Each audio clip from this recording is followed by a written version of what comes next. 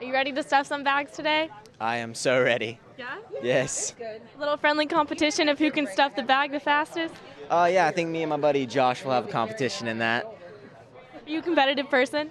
I am actually a very competitive person. Me and Josh were just at Sky High this past Friday, and we were jumping into the foam pits. You could go the farthest. We were like literally bouncing into the trampolines across, and for some reason, I don't know why, but he would always beat me. Like, I don't know if it's how much lighter he is than I am, but it was very hard to take, him beating me.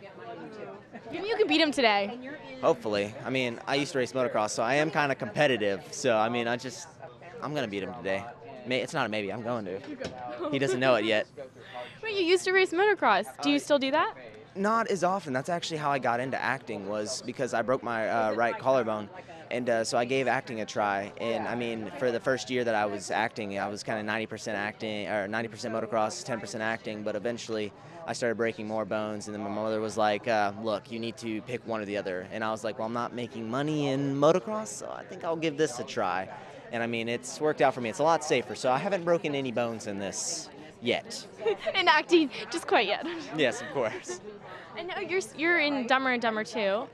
What is it like working with Jim Carrey and the cast? Well, I mean, it was interesting because they were all like, they were like a family as soon as I got onto set. And Jeff was, he was such an intelligent, sophisticated guy. And whenever I first met him, I was expecting him to come over to me like, hello, and but he was very interesting. Jim Carrey is a goofy human being, very, very goofy. So I mean, it was definitely an experience for me.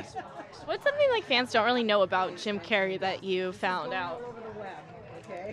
I don't know. I mean, he was very, like I said, very goofy. But I mean, it's kind of what you see in the movies is kind of him, pretty much. I mean, I didn't see anything different really.